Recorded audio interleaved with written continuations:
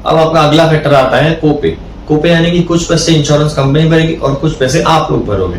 अब मान लीजिए अगर आपका 5 लाख का मेडिकल बिल हो जाता है और अगर आपकी पॉलिसी में 20% का कोपे है तो 5 लाख में से 4 लाख रुपए इंश्योरेंस कंपनी भरेगी और 1 लाख रुपए आपको अपनी पॉकेट से भरना पड़ेगा। कोपे यूजुअली वेरी करता है 10% से 30% के बीच और यूजुअली सीनियर सिटीजन की पॉलिसी में देखा गया है। तो अब हमें इंश्योरेंस पॉलिसी सिलेक्ट करते समय ये बात का ध्यान देना है कि कोपे ना हो। अब इंश्योरेंस पॉलिसी देते समय कुछ वेटिंग पीरियड्स है जिसको हमें फॉलो करना पड़ता है। जैसे कि पहला वेटिंग पीरियड है स्टैंडर्ड वेटिंग पीरियड, ये 30 डेज का रहता है और ये सारी इंश्योरेंस पॉलिसीज में रहता है। अब मान लीजिए अगर आपको 10-15 दिन में कोई प्लान सर्जरी करवानी है और आपने सोचा चलिए इंश्योरेंस कंपनी को चूना लगाते हैं और हम लोग इंश्योरेंस प्लान ले लेते हैं और उसके बाद सर्जरी करा लेंगे, लेकिन नहीं दोस्तों, ऐसा नहीं होता। आपको स्टैंडर्ड 30 डेज का वेटिंग पीरियड सर्व करना ही पड़ेगा। हाँ, लेकिन पॉलिसी लेते समय ये ध्यान दीजिए कि वेटिंग पीरियड के टाइम पे आपको एक्सीडेंटल कवर्ड हो। अब दूसरा वेटिंग पीरियड है मैटरनिटी। अभी प्लान समझिए, अगर आप प्लान कर रहे हैं नियर फ्यूचर आपको मैटरनिटी कवर की नीड पड़ेगी तो आप अपने इंश्योरेंस प्रोवाइडर से पूछ लीजिए कि इस पॉलिसी में कितना वेटिंग पीरियड है, क्योंकि यूजुअली सारी पॉलिसीज में 2 से 3 साल तक का मैटरनिटी पीरियड वेटिंग रहता है। और दूसरा, आप इंश्योरेंस प्रोवाइडर से अपनी ये भी पूछ लीजिए कि उस पॉलिसी में कितने तक का आप क्लेम कर सकते हैं, क्योंकि मैटरनिटी की लिमिट भी रहती है। अब तीसरा कंडीशन है प्री एग्जिस्टिंग डिजीजेस का। अब जब भी आप इंश्योरेंस पॉलिसी ले रहे हैं तो इंश्योरेंस प्रोवाइडर को अपनी सारी प्री एग्जिस्टिंग डिजीजेस आप अपफ्रंट बता दीजिए, क्योंकि अगर आपने अभी नहीं डिस्क्लोज की तो बाद में क्लेम रिजेक्शन का स्कोप रहता है। और वेटिंग पीरियड की बात आई तो सारी प्री एग्जिस्टिंग डिजीजेस पे 2 से 3 इयर्स का वेटिंग पीरियड रहता है। तो आप इंश्योरेंस पॉलिसी लेते समय अपने प्रोवाइडर से पूछ लीजिए कि मुझे इस डिजीज के लिए, स्पेसिफिक डिजीज के लिए कितना वेटिंग पीरियड रहेगा। तो अब अगला है slow growing diseases waiting period. अब कुछ डिजीजेस ऐसी होती है जो ओवर द टाइम डेवलप होती है, इसमें आपका कुछ कंट्रोल नहीं रहता, जैसे कि कैटरेक्ट हुआ, हर्निया हुआ। तो इन डिजीजेस के लिए कुछ स्पेसिफिक वेटिंग पीरियड रहता है। तो आप पॉलिसी लेते समय अपने इंश्योरेंस प्रोवाइडर से पूछ लीजिए कि कौन सी डिजीजेस उसमें लिस्टेड है और उसका कितना वेटिंग पीरियड है। मान लीजिए टेंटेटिवली 2 to 3 इयर्स का वेटिंग पीरियड रहता है for all the slow growing diseases. Health insurance policies में एक फीचर रहता है रिस्टोरेशन बेनिफिट। इसका क्या मतलब क्या है, अगर आपका 10 लाख का सम इंश्योर्ड है और आपने उसमें से 7 लाख का क्लेम डाल दिया तो आपके 3 लाख रुपए बचे, लेकिन रिस्टोरेशन बेनिफिट से आपके 3 लाख फिर 10 लाख हो जाएंगे फॉर दैट ईयर। अब ऐसा जादू तो है नहीं कि हर बार होता ही रहेगा हमेशा के लिए, उसके भी कुछ कंडीशंस है। पहला कंडीशन है restoration only once a year. मान लीजिए अगर आपका 10 लाख का हेल्थ इंश्योरेंस है और आपने 7 लाख का क्लेम ले लिया तो आपके 3 लाख रुपए बचे, लेकिन रिस्टोरेशन से साल में एक बार वो 3 लाख फिर 10 लाख हो जाएंगे। और अगर मान लीजिए उसी ईयर आपने सेकेंड टाइम और एक क्लेम डाला 8 लाख रुपए का, आपके 2 लाख ही बचे, तो ये 2 लाख फिर से 10 लाख नहीं होंगे, 2 बार रिस्टोरेशन नहीं होगा, बट आपके 2 लाख जो बचे हैं वो आप यूज कर सकते हैं आपके तीसरे क्लेम में। अब दूसरा बेनिफिट है restoration can not be applied for second time for same और रिलेटेड डिजीजेस। मान लीजिए आपका पहली बार में कुछ क्लेम डाला आपने और आपका 8 लाख का बिल होता है, आपके 2 लाख रुपए बचते हैं।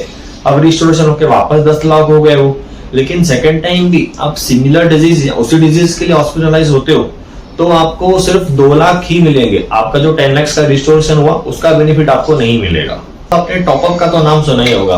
तो मान लीजिए अगर आप सोचते हैं कि 10 लाख का इंश्योरेंस पॉलिसी तो बहुत कम है मेरे लिए, मुझे ज्यादा का चाहिए, लेकिन ज्यादा लेंगे तो उसका प्रीमियम अमाउंट ज्यादा हो जाएगा, तो इस केस में सुपर टॉपअप या टॉपअप हमारी मदद कर सकता है।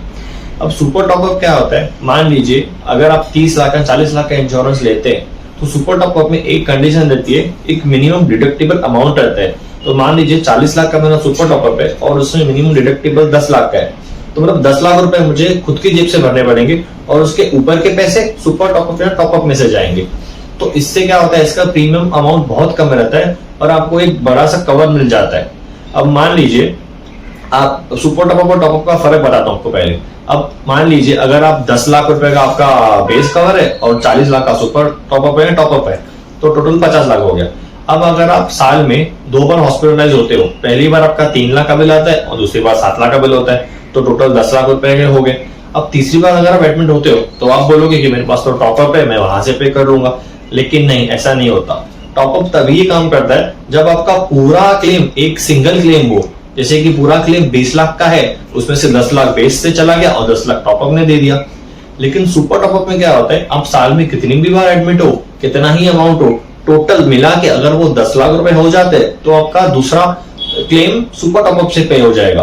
तो इस केस में सुपर टॉपअप आपके ज्यादा काम आ सकता है। तो बेसिकली टॉपअप और सुपर टॉपअप में से हमें हमेशा सुपर टॉपअप लेना है। और एक बात का ध्यान रखना है कि जो भी प्लान ले रहे हैं सुपर टॉपअप का, उसका मिनिमम डिडक्टिबल अमाउंट जो है वो आपके बेस कवर से मैच होना चाहिए, क्योंकि अगर वो कम रहेगा तो आपको बाकी का डिफरेंस खुद के जेब से भरना पड़ेगा। अब हेल्थ इंश्योरेंस लेते समय कुछ और पॉइंट्स हैं जिसकी आपको जानकारी होनी चाहिए। एक पॉइंट है डे केयर ट्रीटमेंट। अब इसमें क्या होता है, समझिए आपको कुछ छोटी सी सर्जरी है, इसके लिए आपको एडमिट होने की नीड नहीं पड़ रही हॉस्पिटल में। अब वो अगर आप रिइंबर्समेंट करना चाहते हैं तो अगर आपके प्लान में डे केयर ट्रीटमेंट है तो आप रिइंबर्स कर सकते हैं। Pre and post hospitalisation charges. अब मान लीजिए अगर आपकी सर्जरी हो जाती है और उसके बाद घर पे आपको कुछ क्रिटिकल नीड है या आपको मॉनिटरिंग की नीड आती है, तो उसमें आपके घर पे जो एक्सपेंसेस रहेंगे ना वो कवर्ड रहेंगे आपके pre and post hospitalisation feature की वजह से। अगर आप हॉस्पिटलाइजेशन होता है आपका तो एम्बुलेंस के जैसे चार्जेस रहते हैं तो वो हर पॉलिसी में 5,000 10,000 डिपेंडिंग ऑन पॉलिसी वो कवर्ड रहते हैं। दूसरा है मल्टी ईयर पॉलिसी। अब मान लीजिए आपकी एक ईयर की पॉलिसी की प्रीमियम आती है 25,000 रुपीज, तो अगर यही आप 2 इयर्स या 3 इयर्स की पॉलिसी लेंगे तो आप उसमें 20 to 30% तक अमाउंट की सेविंग कर सकते हैं। अगर आप सैलरीड एम्प्लॉय है और आप हेल्थ इंश्योरेंस पॉलिसी लेते हैं तो अंडर सेक्शन 80D आपको 25,000 तक का रिबेट मिल सकता है, और अगर आप सीनियर सिटीजन है तो आपको 30,000 तक का रिबेट मिल सकता है। तो मान के लीजिए अगर आप हेल्थ इंश्योरेंस पॉलिसी नहीं लेते तो आपको 25,000 पे अगर आप 30% के टैक्स ब्रैकेट में आते हैं तो 7,500 रुपीज टैक्स कट हो जाएगा, यानी कि आपको 25,000 के बदले 17,500 ही मिलेंगे। लेकिन यही अगर आप इंश्योरेंस पॉलिसी लेते हैं और जिसका प्रीमियम 25,000 है तो आपके टैक्सेबल सैलरी में से 25,000 डिडक्ट हो जाएगा, यानी कि आपको 25,000 की इंश्योरेंस आपको 17,500 में ही पड़ेगी। देखने में मजा आ रहा है तो चैनल को सब्सक्राइब, वीडियो को लाइक और शेयर जरूर कीजिए।